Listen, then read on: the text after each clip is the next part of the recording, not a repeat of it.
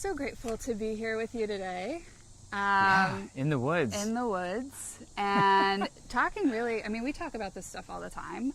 We're talking about like, what are we reading and how's it connecting with us? And I think we're both such voracious learners.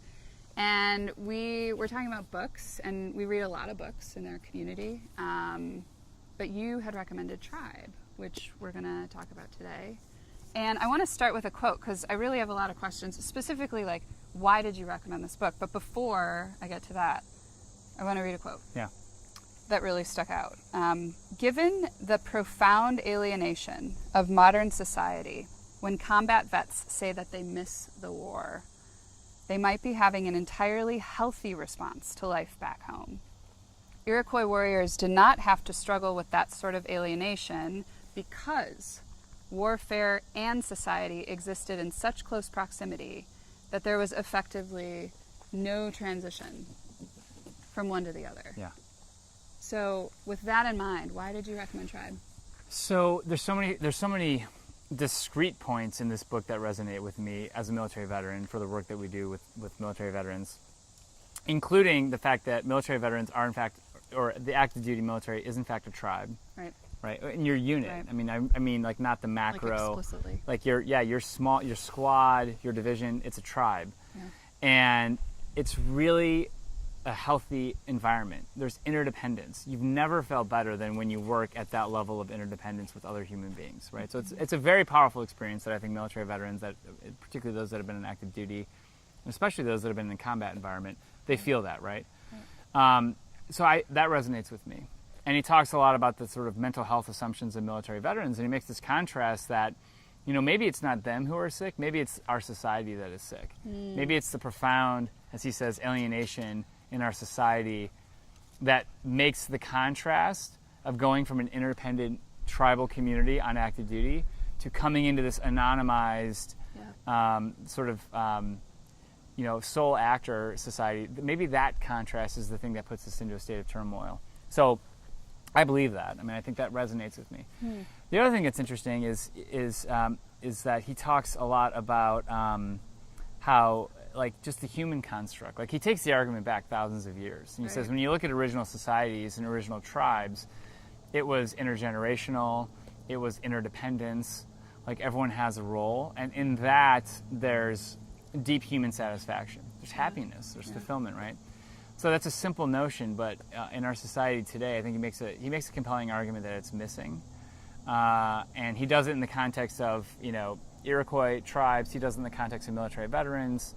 Right. He does it in the context of business, that this is something that we're fundamentally lacking as a society, and that, in fact, much of the narrative that we've been driving around leadership and independence and success might, in fact, be putting us in the very place of unhappiness that we're looking around being like, I got all these things that I wanted, but I'm not feeling fulfilled. Right. There's actually another quote that I want to share about that very thing. And I think, you know, to me, what was really stark about this, and you just brought this up, is that we've got mosquitoes out here too. It's real. It's real in the woods. That really, this is bigger than like having friends. And it's bigger than having, you know, an active social life, or it's bigger than having coworkers and colleagues. Like a tribe, you're going through a really deep shared experience with. And I think back to this thing about like extrinsic and intrinsic, like how are we judging our success? I just want to share one more quote with you that really stuck out to me. So human beings need 3 basic things to be content. They need to feel competent at what they do. They need to feel authentic in their lives, and they need to feel connected to others. That these values are considered intrinsic to human happiness and far outweigh these extrinsic values you're talking about, such as beauty, money, and status. Right. And I'd love to kind of, you know, end with your thoughts on that quote. I think it's really important. I think people know like a few things. One is that our society is pursuing beauty, money, and status, right? And they know perhaps academically, intellectually, that that's not causing happiness, but we're still pursuing it, right? So just to know it intellectually is not the same as to pursue it differently.